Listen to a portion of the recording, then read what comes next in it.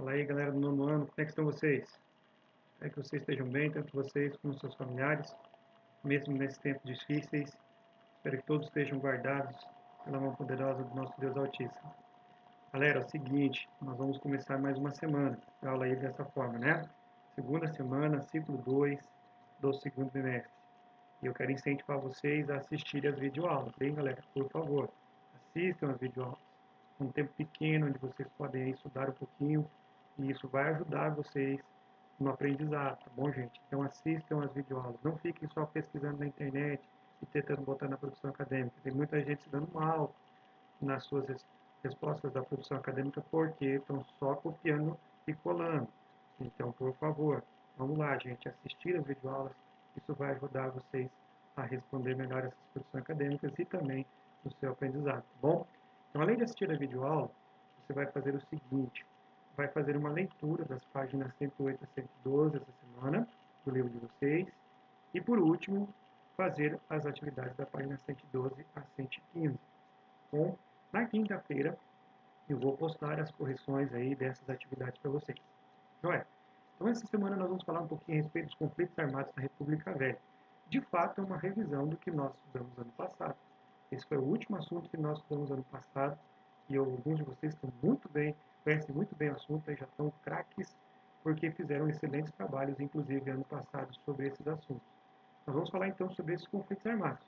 Os conflitos rurais, que são o conflito da Guerra dos Canudos, também falaremos sobre a liderança de Padre Cícero no Ceará, e por último, da Guerra do Contestado. E também estudaremos os conflitos urbanos, como a revolta da vacina e a da chibata.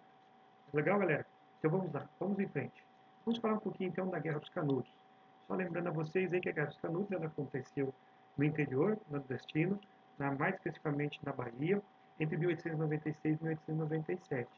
E essa foi talvez a maior que juntou mais pessoas, pessoas descontentes com o governo neste momento. E ela está ligada justamente a uma situação de miséria que viviam as pessoas na região do Nordeste brasileiro, em especial devido à Lei de Terras, que fez uma distribuição desigualitária das terras. Né? Então, a questão agrária aqui estava no centro das discussões. Para quem foram essas terras? Justamente para o domínio dos coronéis. Os coronéis, os grandes coronéis que nós vimos nas aulas passadas, é que vão dominar as terras. Aí as pessoas mais simples, mais pobres, vão ficar exclusas dessas terras. E muitas delas vão viver em condições de miséria, até porque também o clima não é muito favorável na região. Então as pessoas passavam por muita dificuldade. Um desses homens, chamado Antônio Conselheiro, depois de ter uma experiência ruim, a perda da sua própria esposa, ele passa a vagar pelo sertão nordestino, até que ele se fixa numa região ali onde hoje nós encontramos a Bahia, um lugar chamado de a Fazenda dos Canudos. Ali, ele acredita ser divinamente comissionado a pregar uma nova forma de vida. Antônio Conselheiro, ele não aceitava a república como a melhor forma de governo. Ele chamava a república de a lei do cão. Ele acreditava que a monarquia, sim, era um governo mais próximo da vontade de Deus. E ele começa a fazer pregações com as quais vai atraindo as pessoas. Porque, veja só, a república ela se tornou presente na região. Ela vai estar presente ali. Porém, para cobrar impostos da galera. Né? Então, essas religiosidades, como a do Antônio Conselheiro, que não aceitavam a separação da igreja e do Estado, começam a se fazer presente. E é o caso dele aqui. Né? Ele começa a pregar contra o pagamento de impostos para o governo, ele começa também a pregar contra o pagamento de dízimo para a igreja, e as pessoas mais simples que trabalhavam na terra desses coronéis começam a ir para o Arraial de Canudos. Ali eles veem uma pregação e uma ideia de que seria mais atraente para aquilo que eles necessitavam naquele momento. E esse arraial vai crescendo, crescendo, crescendo, e na mesma proporção que também se cresce a insatisfação. O governo não gosta muito porque as pessoas estavam deixando de pagar impostos. A igreja não gosta muito porque as pessoas estavam deixando de pagar dízimo. E também os coronéis não gostam muito porque estavam perdendo pessoas que trabalhavam nas suas terras. Então esses grupos vão ir contra o Arraial de Canudos. Tá? E assim, gente, depois de 4 incursões, foram 4 vezes, tentaram conquistar ali. Só na quarta que eles vão conseguir. As duas últimas foram extremamente pesadamente armados o governo para tentar vencer ali. Inclusive usando canhões Krupp, que eram canhões ingleses utilizados na expansão imperialista inglesa em diversas localidades do mundo. Depois dessas 4 incursões, eles conseguem destruir praticamente o Arraial de Canudos. Milhares de pessoas foram mortas, boa parte delas homens. As mulheres acabam tendo que se prostituir depois disso e as crianças vão ficar órfãs e vivendo em estádios de semi-escravidão. Essa é uma das imagens de depois da conquista do Arraial de Canudos. Antônio Conselheiro havia morrido dias antes da entrada das tropas do governo pela 4ª vez no Arraial de Canudos, né? E eles tiram o corpo dele da terra, exumam o seu corpo, cortam a sua cabeça e levam como prêmio.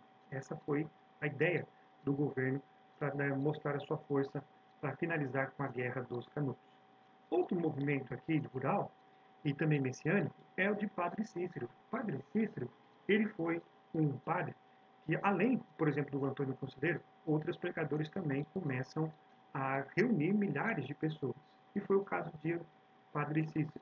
O Padre Cícero, ele não foi totalmente inimigo do Estado. Porém, a sua pregação, ela não achou um lugar muito fértil ali na região, porque ia contra os interesses do governo brasileiro. É assim que o governo brasileiro, então, tenta acabar com os ideais de Padre Cícero. Mas Padre Cícero tinha o apoio dos grandes coronéis da região. E junto com eles vão resistir bravamente. E por isso, até hoje, Padre Cícero é considerado um líder messiânico na região. E existe até um centro de adoração ao Padre Cícero na cidade de Juazeiro do Norte, no Ceará. Uma imensa estátua de Padre Cícero tem lá. E até hoje, realmente, as pessoas peregrinam para visitar a região de Juazeiro do Norte em homenagem a esse homem aí que lutou contra o governo. Bom, o outro movimento aí rural é a Guerra do Contestado, que acontece mais próximo de nós aqui, na região de Santa Catarina e do Paraná, na fronteira entre os dois. Porto União, Palmas, regiões aqui bem próximas a nós. A Guerra do Contestado, ela acontece devido a um problema que o governo de Venceslau Braz acabou criando na região aqui. Qual foi? Estava sendo construída uma estrada de ferro na região. E o governo brasileiro de Venceslau Braz passa essa autorização para a construção dessa ferrovia para a Southern Brazil Lumber Implementation Company, que é uma empresa inglesa. Aqui já estavam estruturadas, já tinham pessoas trabalhando na região e colonos da própria região estavam trabalhando. E o que fez essa empresa? Ela desapossou o lugar, tirou esses colonos do lugar e também tirou o emprego deles da região. Eles passam a viver, então, né, de forma sem trabalho, sem nada, na miséria na região. É aí que se juntam a um grupo também messiânico, sob liderança de José Maria. Ele vai ganhar realmente um contorno messiânico justamente por causa da pregação deste José Maria, que junta esse grupo para se manter, né, resistindo contra o governo e não deixando que a empresa inglesa continuasse a sua construção ali. O governo durou 4 anos, gente. Eles resistiram bravamente, iam para o meio da mata, era muito difícil encontrar muitas vezes esses rebeldes. E ao final do conflito, acredita-se que aproximadamente 20.000 pessoas acabaram mortas, sem contar as diversas casas que foram destruídas. Uma curiosidade aí, gente, essa foi a primeira vez que o avião foi utilizado aqui no Brasil como uma arma de guerra. Não para levar bombas, mas para reconhecimento. O capitão Ricardo Kirker era um dos responsáveis por voar e descobriram onde é que estavam os rebeldes. E assim mandaram as tropas do governo até lá. Bom, aí estão, então, as revoltas, assim chamadas rurais. Agora vamos falar sobre as urbanas. Das urbanas, nós temos apenas duas, né, que seriam a revolta da vacina e a revolta da chibata. Ambas acontecem no Rio de Janeiro. Falemos então da revolta da vacina, galera. A revolta da vacina, ela acontece durante o governo de Rodrigues Alves no Brasil. Nesse período do Rodrigues Alves, o prefeito de Rio de Janeiro, chamado Pereira Passos, ele quer fazer uma mudança muito grande dentro do centro do Rio de Janeiro. Ele tira todos aqueles prédios antigos, cortiços, e quer reestruturar, remodelar o Rio de Janeiro. A ideia era boa, porém ele vai tirar essas pessoas mais pobres da região e vai mandar para onde?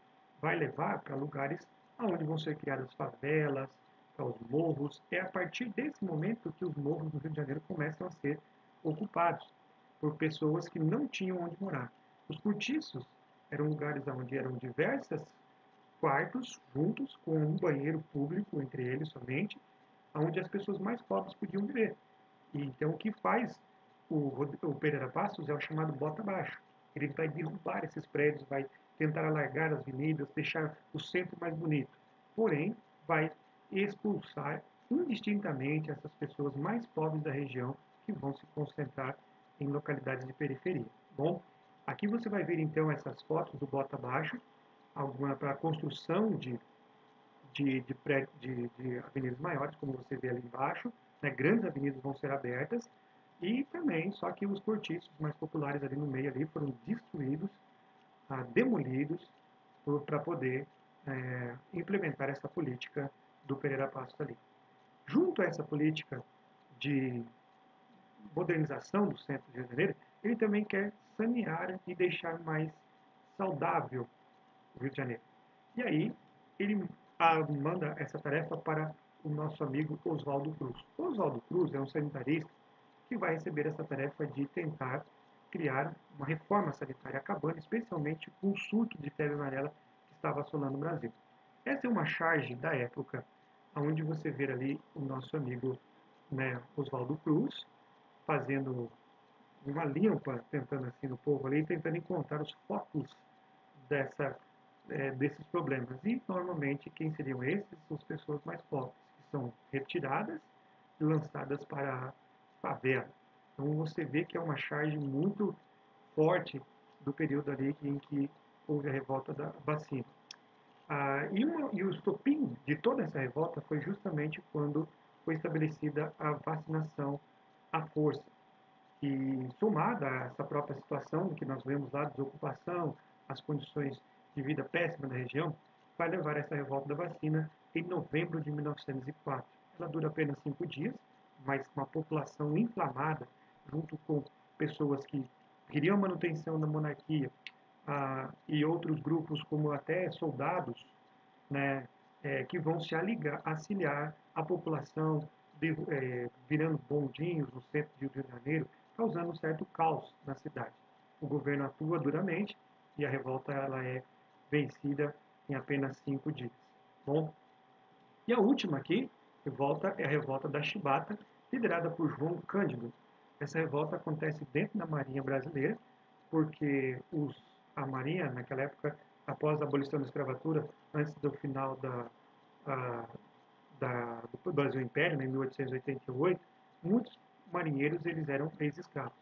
Essas pessoas trabalhavam no exército ou na marinha, tentando uma vida melhor. Porém, lá, ainda assim, eles eram castigados no mesmo moldes da época da escravidão. Quando, por exemplo, não faziam ou acabavam fazendo coisa errada dentro das embarcações, acabavam sendo castigados. Eram maltratados, os salários deles eram baixíssimos e até a comida que era dada a eles era realmente muito ruim. E o estopim dessa revolta vem quando um dos marinheiros, chamado Marcelino Rodrigues, ele acabou ferindo um colega numa briga e ele vai receber 250 chibatadas.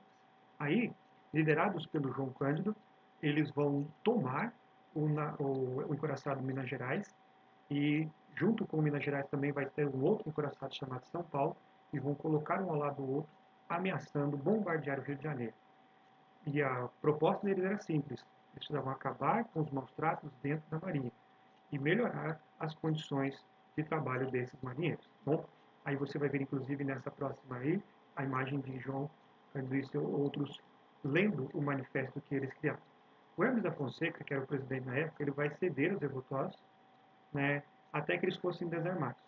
Porém, muitos deles vão ser punidos e vão ser expulsos. E uma nova revolta vai acontecer na chamada Ilha das Cobras, o que vai resultar agora em prisões. Alguns foram exilados para a Amazônia e João Cândido, por exemplo, vai morrer no hospital psiquiátrico em 1912.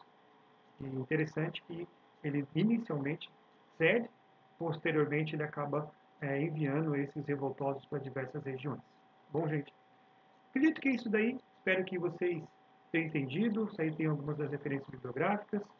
E qualquer coisa nós estamos aí, galera. Grande abraço para vocês e boa semana.